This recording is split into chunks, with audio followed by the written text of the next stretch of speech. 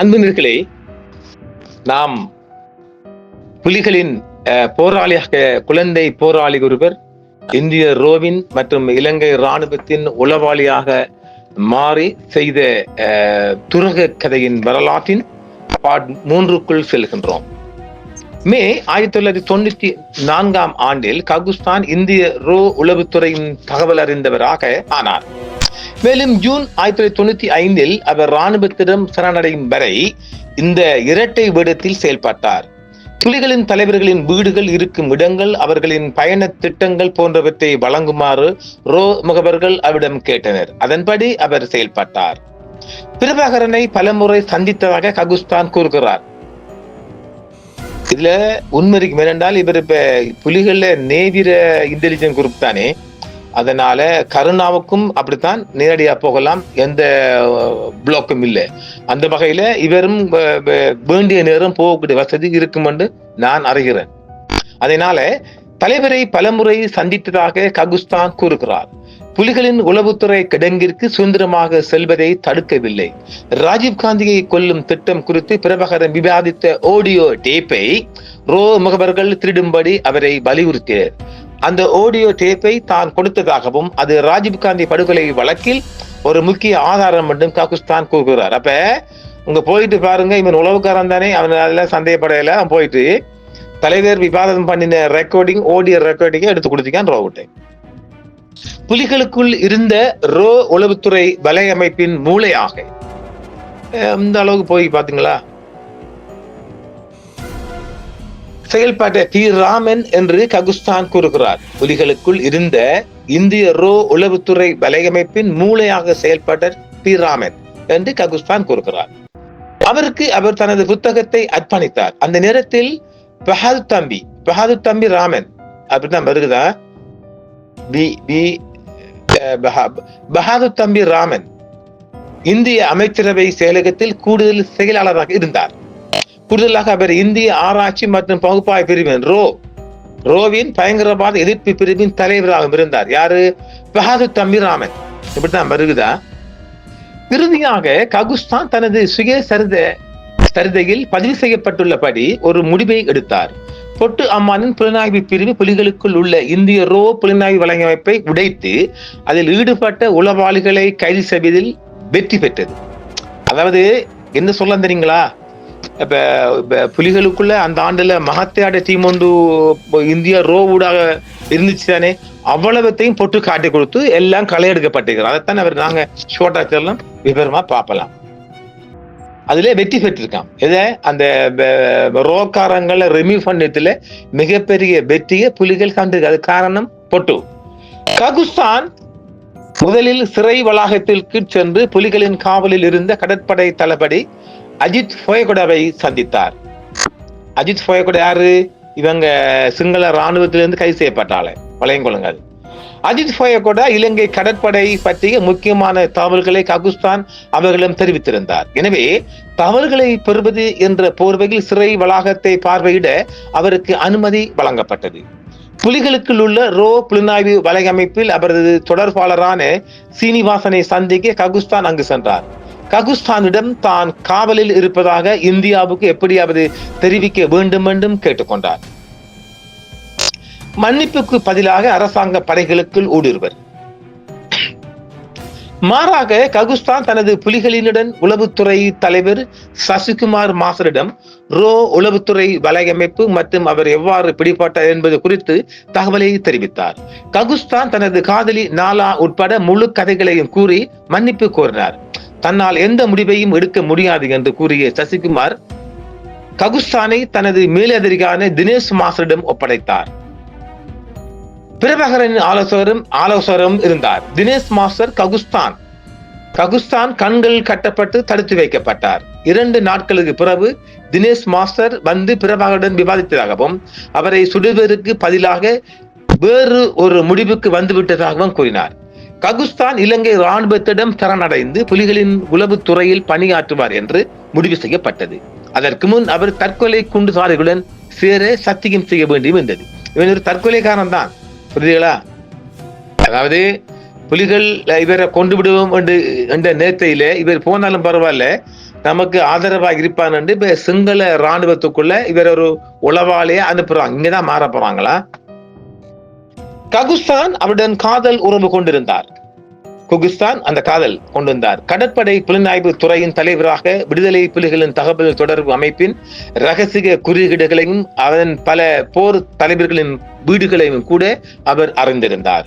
பிரபாகரன் அத்தகைய ஒரு இளைஞனை இலங்கை ராணுவத்திற்குள் உளவாளியாக அனுப்ப முடிவு செய்தார் என்பதை ஏற்றுக்கொள்வது கடினம்.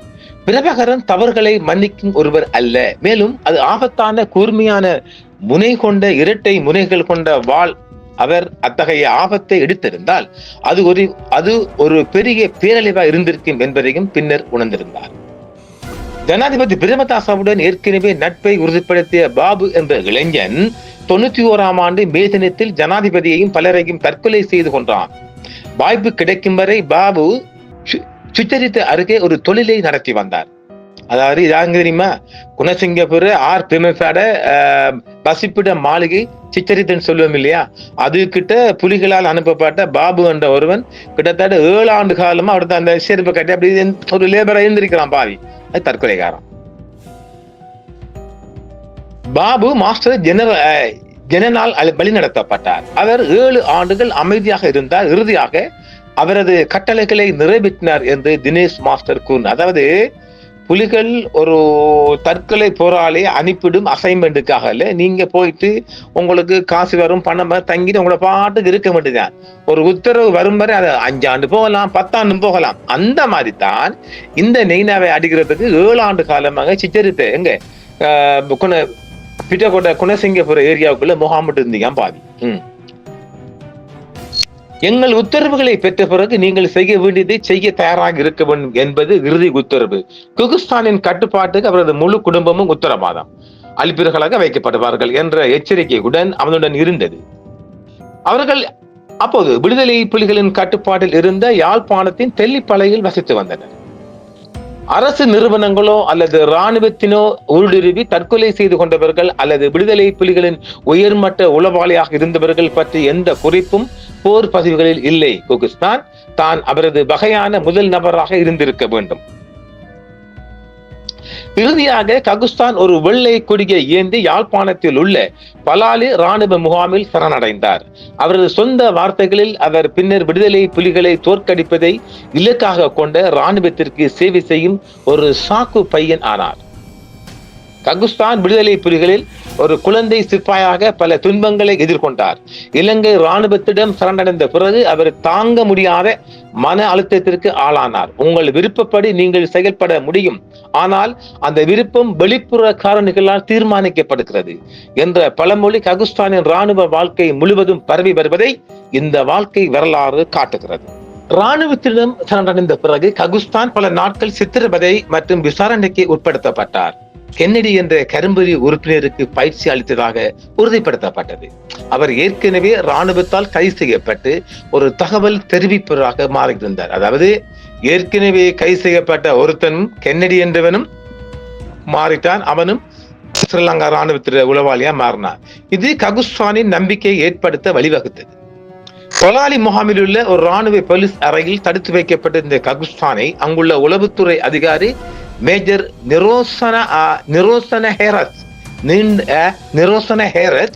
நீண்ட நேரம் விசாரித்தார். பின்னர் ராணுவ தளபதி மேஜர் ஜெனரல் ஸ்ரீ லால் வீரசூரிய முன்னிறுத்தினார். நிரோசன ஹேரத்தின் மனைவியும் குகிஸ்தானின் மைத்துனியும் ரஷ்யாவில் ஒன்றாக மருத்துவம் பயின்றவர்கள் என்பது நமது உலகத்துக்கு தெரியாயிருக்கு.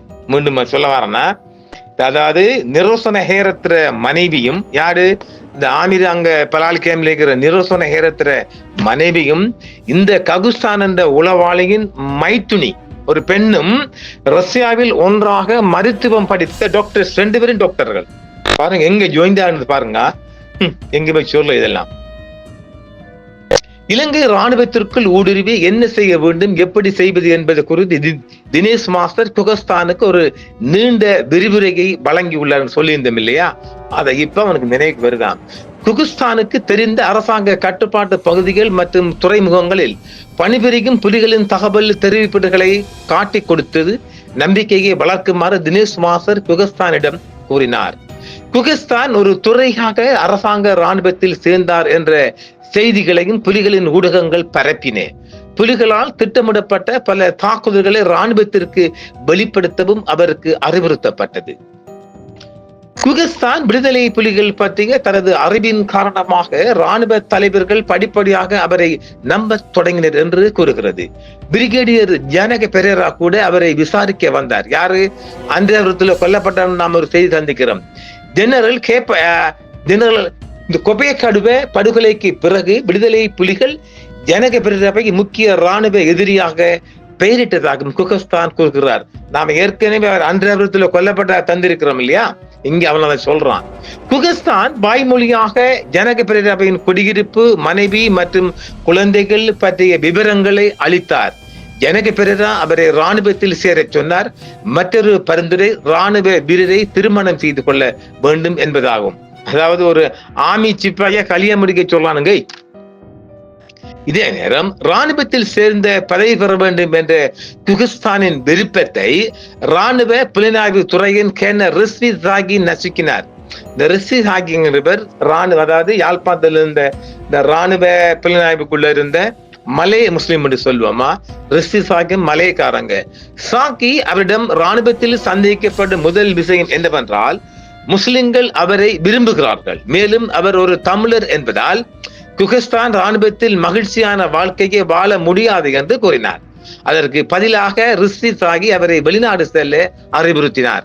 அதாவது இந்த உளவாள் இருக்காரு இல்லையா, இவருக்கு இப்ப ராணுவ ரீதியா இராணுவக்காரன வாழ ஆசை வந்துட்டு பாக்குறது கெட்டப்ப அதுல வர்ற யூனிஃபார்ம் போற. அப்ப இராணுவக்காரனா வாழ்ந்து நீ ஒரு அமைதியான வாழ்க்கை, அதான் உண்மை, அமைதியான மகிழ்ச்சியான வாழ்க்கை முடியாது. அதனால நீ வெளிநாடு போற நல்லம் என்று இந்த குகிஸ்தான் ஆரியரட்னத்துக்கு இந்த ரிஷி சாகி என்பவர் சொல்லி ஒரு தலைக்களி அட்வைஸ் பண்ணிட்டான். அதனால இவருக்கு இந்த இராணுவக்காரன வாழ ஆசை இல்லை. இப்பொழுது குகிஸ்தானுக்கு வயசு ஒரு 50-52 இருக்குங்க. என்றால் 91ஆம் ஆண்டு 17 வயசுல இவர் புலிகள்ல சேர்ந்தாக்கா கணக்கு பார்த்து பாருங்க. எல்லாரும் நான் மட்டும் தான் கணக்கு பாக்குறேன், நீங்களும் ஒரு டீச்சரா மாறுங்கப்பா. குகிஸ்தான் ரிஸ்வி சாகிக்கு திருகோணமலையில் உள்ள தமிழ் துறைமுக ஊழியர், கொழும்பில் கடற்படை பொறியியல் மாணவர் மற்றும் அவருக்கு உளவுத்துறை வழங்கிய மற்றவர்களின் விவரங்களை வழங்கினார். BBC தமிழ் சேவையின் கொழும்பு நிருபரும் கொழும்பு தமிழ் செய்தித்தாளின் தலைமை ஆசிரியருமான ஒருவர் விடுதலை புலிகள் ஊடக முகவர் என்றும் அவர் வெளிப்படுத்தினார். குகிஸ்தான் ஒரு பத்திரிகையாளரையும் வெளிப்படுத்தினார். அவர் தனது கூற்றுப்படி புலட் அமைப்பின் செயல்பாட்டாளராக இருந்த பின்னர் தி ஐலண்ட் செய்தித்தாளின் பாதுகாப்பு நிருபராக பிரிகேடியர் தனேகவுடன் தொடர்புடையவர். அவர் 2004 தமிழ் நெட்டின் ஆசிரியர் இருந்த போது கொல்லப்பட்ட சிவராமை குறிப்பிட்டார். யாரு? நம்ம சிவராம் வீரகிருஷ்ணன் எழுதுவார்ல, நம்ம சிவராமத்தான் இந்த குகிஸ்தான் சொல்லுகின்றார். ஆக இப்படி வெளிவராத மிகவும் ஏராளமான தகவல்களை இந்த புத்தகம் வெளிக்காட்டுகிறது. உண்மையிலேயே நாங்களும் அறியாத தெரியாத பல தகவல்களை எமது கனடிய நண்பர் அனுப்பியவருக்கு மீண்டும் மீண்டும் நாங்கள் நன்றிகளை தெரிவிக்கலாம். ஆம்நேர்களே, மற்றும் பார்ட் 4 சந்திப்போம். நன்றி நேர்களே. என்றும் உங்களுடன் சன்ரைஸ் இந்தியா டிவி சப்ஸ்கிரைப் பண்ணுங்கள், பெல் பட்டனையும் கிளிக் செய்யுங்கள். உங்கள் ஆதரவே எங்கள் சேவை. ஆதரவு தாருங்கள், அரவணைப்போம். மறக்காம சர்ப்ரைஸ் பண்ணுங்க. தேங்க்யூ.